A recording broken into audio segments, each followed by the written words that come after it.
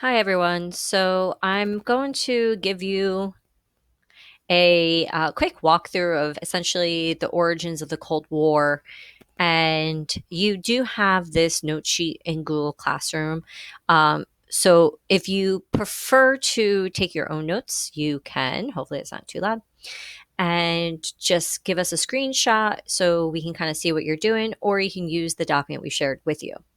So I'll be giving the lecture. You can follow along. I've given you the information from each of the slides, so you really shouldn't be copying verbatim what's on the slides because if you scroll through, you will see you already have that. What you should be doing is summarizing the information. If I add anything, or if you connect it to something else that you know from maybe your study of history or a previous class, you add that here. If there's any questions you have as we go, you can record those as well and then ask those in the weekly check in. Okay. So make sure as you go, you're taking your notes and you're kind of following along. You can pause this video, you can roll it back if you feel like you've missed something.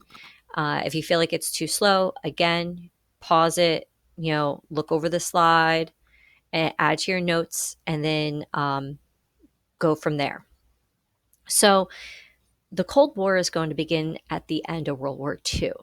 And sometimes when we study the Cold War, we forget that Stalin was an ally of the United States and Great Britain and France. Um, but the Soviet Union and the United States emerged as like the two superpowers following World War II. And during discussions of how do we address Eastern Europe, how do we address Germany, uh, friendships begins to fall apart. Um, the United Nations is formed to replace the League of Nations. And what we see during the Cold War is that the United States and the Soviet Union will largely control the outcome or lack thereof in the United Nations. There's a number of Holocaust survivors that are refugees that have lost everything, that are looking to relocate, to try to rebuild their lives, to find lost family. These also need to be cared for and addressed. We see that the Nazi war criminals are going to be put on trial during the Nuremberg trials. Same thing happens in Japan with the Tokyo trials. But the United States also has Japanese internment camps. And when those come to an end, it's not until the 1980s that the U.S. Officially apologizes for those.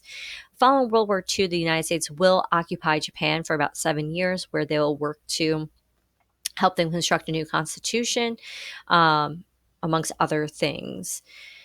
And then, of course, during World War II, there's a number of economic gains that pulls us out of the Great Depression, and then we'll continue into the 1950s. This is where we enter into this era of what becomes known as the baby boomer generation. So if you hear now like okay boomer, this is stemming from that baby boomer generation. So after the war, there's a huge boom in the number of babies being born. People need to expand on schools and hospitals to deal with this massive influx of children being born. There's a growth in the suburbs. 1948, Truman will desegregate the armed forces. And then, of course, Congress will also pass the GI Bill, which will help veterans return in to go to college and buy homes, etc. But all of this is following World War II and leading us into what will become known as the Cold War. Excuse me. But think about the fact that in the world, number of nations are not only dealing with rebuilding from World War II, but also the loss. Millions of people, both military and civilians, died. The Soviet Union had some of the greatest losses um, as far as the Allied forces go. There's also a number of losses in China and Poland, so on and so forth. I mean, just millions of people who will perish because of this conflict. And nations have to figure out what are we going to do? How are we going to prevent any of this from occurring again? Because they thought they had dealt with it after World War I, and it wasn't really the case.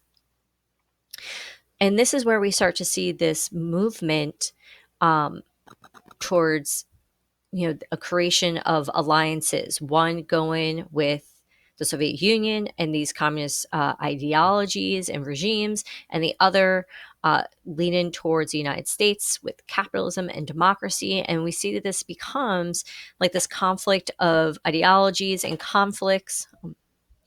But it's going to span many, many years.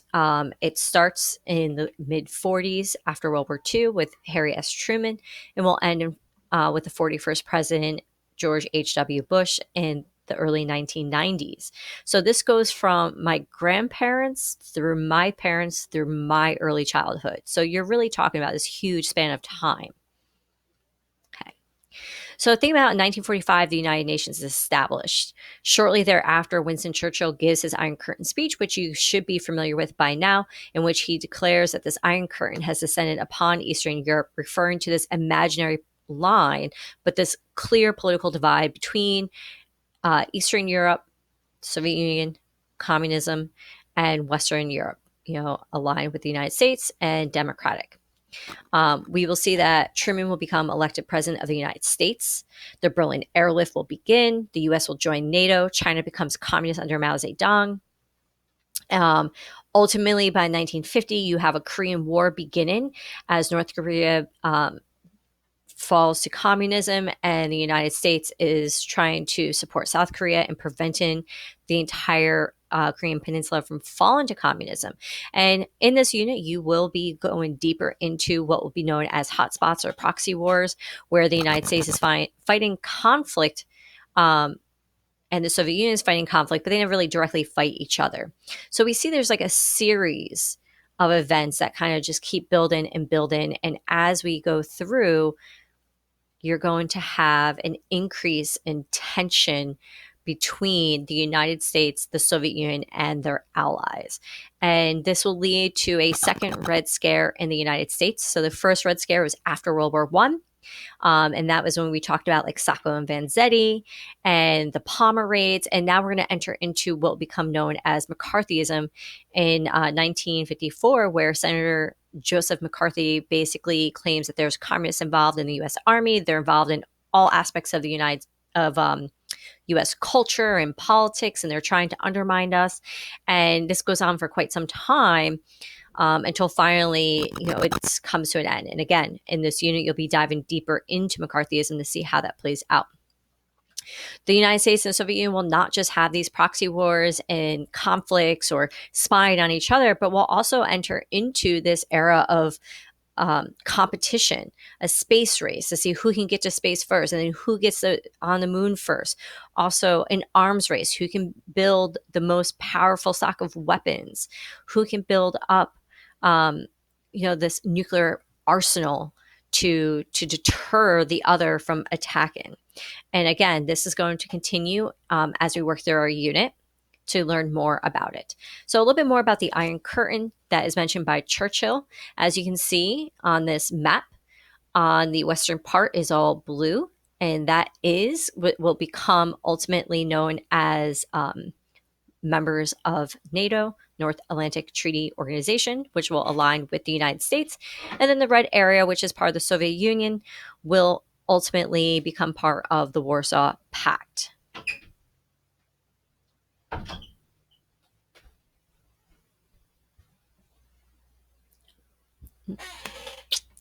Bedtime. Bye. My kid showed up to watch. So I'm going to take a moment and have you think about what you believe the big idea will be from our lesson on the Cold War and how it will kind of get going here. And you should have an area where you can write that down to think about what we'll take away as we learn more and more about the Cold War. So you can go ahead and pause the video. Okay. I'm just going to move this a little bit so we can see. So,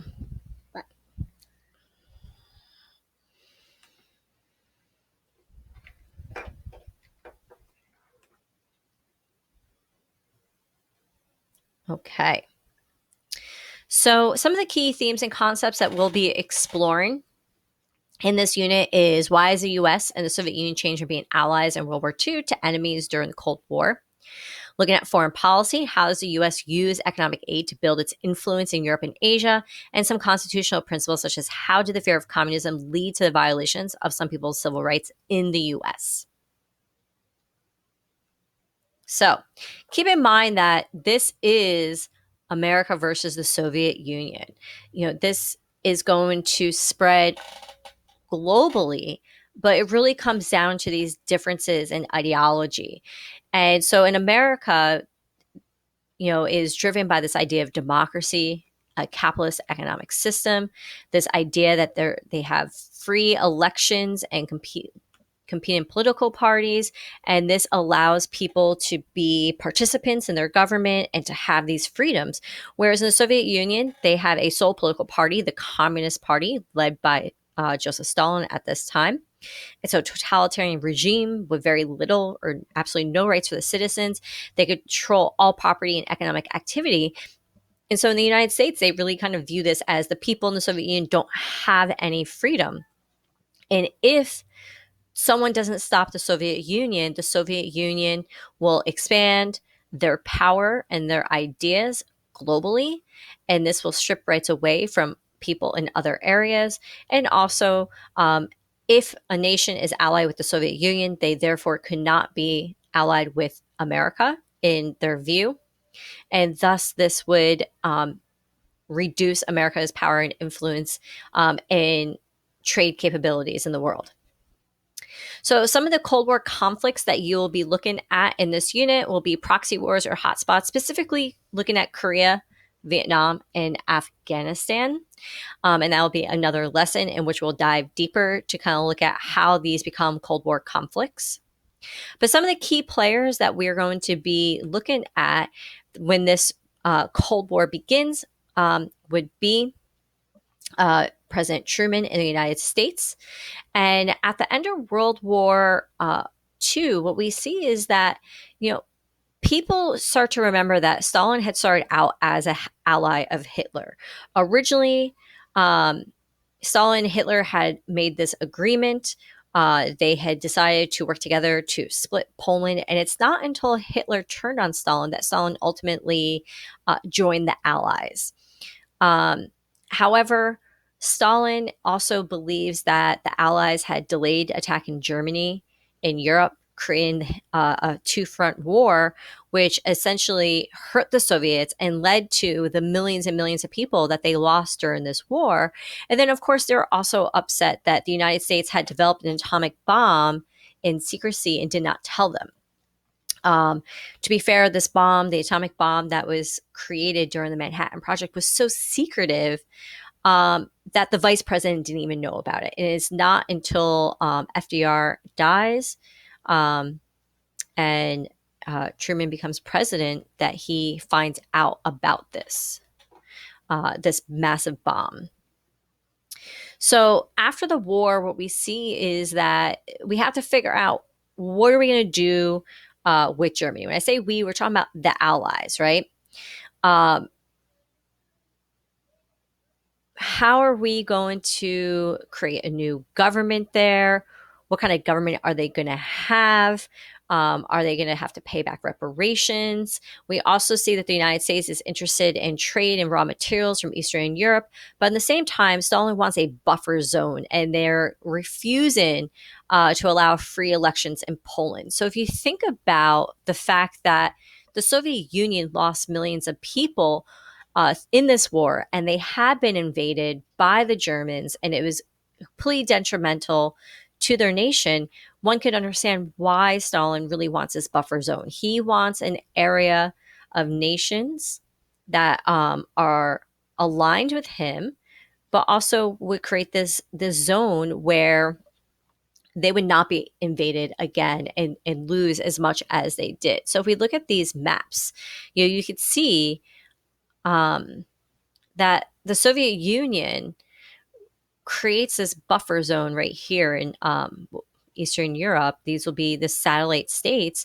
So if Germany or any other nation wanted to invade the Soviet Union, they would have to invade all these other nations first. And so they get that buffer zone. But then there's a lot of conflict over Berlin. And, we get this division in Berlin. So what we see is at the end of World War II, Germany had been divided into these zones that were controlled by the Allies. And they controlled these areas while they were determining this new government in Germany. But ultimately, the fallout with Stalin will lead to a permanent divide. So when I was a child, there was two Germanys. There was West Germany, which will become democratic and ally with the United States and their allies in NATO. And then there's East Germany, which will be controlled by the Soviet Union and be part of this Soviet satellite group. And of course, the city of Berlin as well. It will be divided, and you'll hear about the infamous Berlin Wall, which is an actual physical wall that will be built in 1961 by the Soviets to prevent people from fleeing East Berlin into ultimately West Germany. And this will be a symbol of that Soviet power and the communist power and control for many, many years. And again, we will be looking at that. We'll be looking at the fall of the Berlin Wall, which I always find very moving to watch again. So at the very start of the Cold War, what we see is that the Soviet Union starts to expand to occupy most of Eastern Europe by the end of World War II. Like I said, these become known as satellite nations. So these are going to be countries that are subject to Soviet control. And they're basically this buffer between Western Europe, these capitalist nations, and the Soviet Union to essentially protect the Soviet Union from future invasions. And what we see is the United States and other allies of the United States sees this as this aggressive expansion by communist leaders. And they believe that the Soviets are going to spread communism throughout the world. And so the United States comes up with a foreign policy called containment. Basically, the United States was determined to prevent further extension of communist rule. They would make alliances, they would support weaker nations, they would do this both militarily and economically to prevent them from falling to the red octopus, falling to the Soviet control. So if we think about the perspective, though, the United States is seeing that the Soviet Union, the bear, is being aggressive. They're expanding their power and control. And the US is like, we need to stop this. But then also, the Soviet Union is really viewing the United States as being the aggressor and trying to prevent them, from helping their neighbors. And so you have these two different views of how this is really playing out, which is why we enter into this Cold War. This, how they're viewing each other is they're both the aggressor. They're both kind of trying to prevent the other from being successful and maintaining their power. And this will continue for decades. Okay. So you should have by now read Winston Churchill's The Iron Curtain speech, in which he's like, the Soviets are creating this Iron Curtain. It descends all the way across the continent. Remember, this is not a actual physical barrier. This is a figurative barrier. It's a curtain, an imaginary curtain that isolates communist Eastern Europe from the rest of the world. People get that confused a lot, the Iron Curtain and the Berlin Wall. So if you think about the Berlin Wall is an actual physical wall in Berlin, whereas the Iron Curtain is a imaginary metaphorical political division that we see. Okay. So this was the political cartoon that you should have done in your work the other day. And so you actually have this example of an Iron Curtain kind of put together. And here you have this woman trying so hard to lift the Iron Curtain, and it says the United Nations.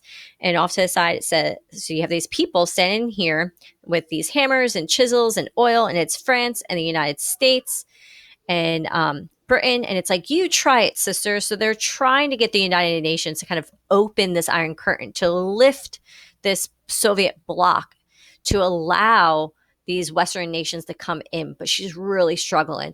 And what we see is that the United Nations is largely ineffective and lifting that so-called Iron Curtain.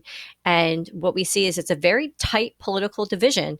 And because of this tight political division and countries aligning with the United States or with the Soviet Union, the United Nations during the Cold War is really ineffective because they kind of overrule each other through votes and nothing's really done. There are some non-aligned nations, a few nations that do not align or choose one of the sides, but for the most part, the Soviet Union and the United States are the two greatest powers, not only in the world but in the United Nations during this time, and it really prevents the effectiveness of this United Nations. So I had mentioned earlier that the United States, as part of their containment policy, will use military and economic plans to try to contain communism. And the first one is this Truman Doctrine. So President Truman believed that if a nation was struggling economically, they were more likely to fall to communism, and thus we need to essentially prop them up economically. So he provided aid, both money and supplies, to free peoples who are resisting outside pressures, essentially communism. By the 1950s, we gave about $400 million in aid to Greece and Turkey, who were trying to, we were trying to prevent the fall to communism. And then this will expand into what become known as the Marshall Plan. And again, this is monetary aid to help build Europe. We are talking about Western Europe over 4 years, $13 billion in U.S. aid. Eastern European nations did not accept this aid because Stalin essentially rejected the aid and would not allow this to happen. But so we're talking about billions of dollars over the course of a few years given to European nations. Thank you. To prevent them from falling to communism. This allows them to prop up their economy, to help rebuild their nation after World War II, and all of this in an attempt to prevent the spread of communism. I'm not going to go too much into the United Nations.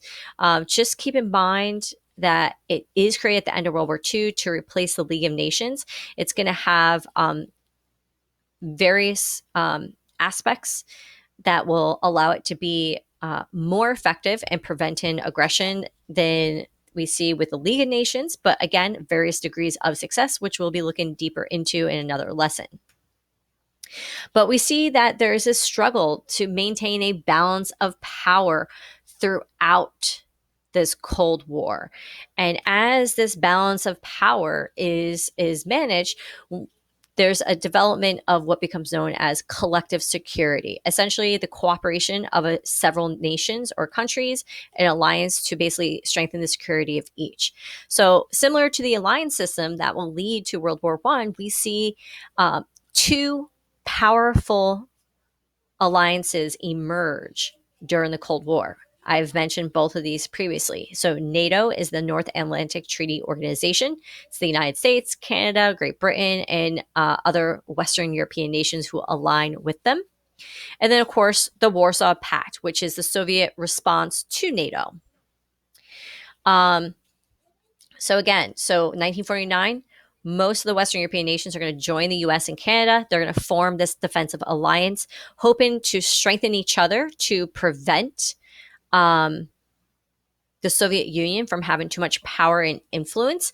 What we will see is after the 1990s, when the Soviet Union collapses, a number of former Soviet Union satellite states will join NATO as well. So if you look at the bottom of that, you will see after 1990, in 2004 and 2009, a number of nations will join. Okay. So in 55, the Soviets will form their own mutual defense alliance. It's the Warsaw Pact. It's the Soviet Union and their satellite states. And again, this is their alliance response to NATO. And then you'll have a couple of neutral countries as well. Okay. So stemming from this Warsaw Pact and NATO, we see that they will attempt to build up their militaries, to build up their stockpile of weapons, including atomic weapons, which becomes kind of this massive fear of the time of this nuclear war. And it becomes known as like MAD, or mutually assured destruction. It's a military theory, essentially, that if both nations have a large stockpile of nuclear weapons, that neither side will attack the other, because you will both be destroyed in the conflict.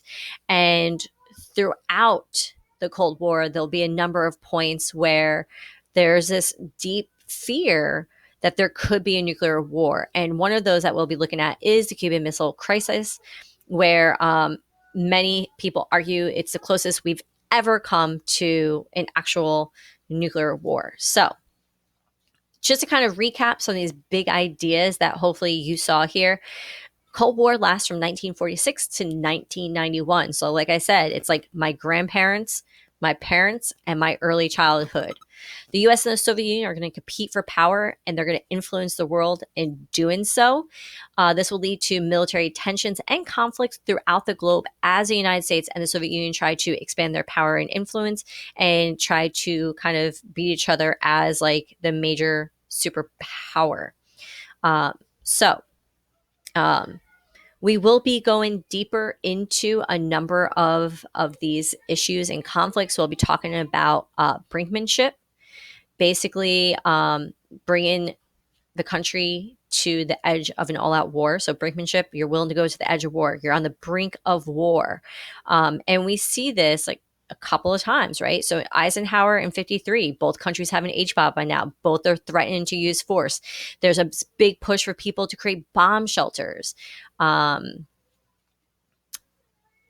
If you've ever seen the movie with Brendan Fraser, Blast from the Past, this is like the 1950s in that movie, and the dad has this blast shelter, and he thinks that like an H-bomb goes off and locks his family down there. Hilarious movie. But the reality is that many Americans lived in this constant fear that there could be a nuclear war at any point because of this idea of brinkmanship. And one of our lessons, we'll go deeper into the 1950s America, and we'll look deeper at how impacted American culture and American lives.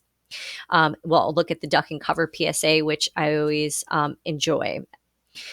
So keep in mind that as the war progresses, the Cold War that is, we go through a number of presidents. So you have Truman in the early stages, and then you get Dwight D. Eisenhower, where we see an increase in tensions. They rise and fall. He supports this idea of a domino theory in Asia. And in 53, Nikita Khrushchev takes over the Soviet Union, and we're going to see a number of policies that will develop. So at this point, we've finished the notes document that you had for class. But we will be coming back to this, and we'll be looking at other elements. So Eisenhower and his domino theory, the space race, where the Cold War basically will lead to the United States and the Soviet Union racing against each other to see who can dominate space first. The Soviet Union launches the first satellite, which is an embarrassment, but the U.S. puts a man on the moon, and no other nation has done so since. Neither have we since. We're going to see a number of foreign policies that will develop, and some Cold War issues such as the Berlin airlift, the formation of NATO and the Warsaw Pact. What happens with Mao Zedong is going to be victorious in China, making it a communist nation and a powerful ally of the Soviet Union, or the Korean War. We're going to be looking at domestic Cold War issues such as the actions of the House Un-American Committee, the arrest of Alger Hiss and the trial of the Rosenbergs for spies, McCarthy's witch hunts, brinkmanship and the arms race, the formation and actions of the CIA, and Eisenhower, the space race, the U-2 incident. There's so much over these decades.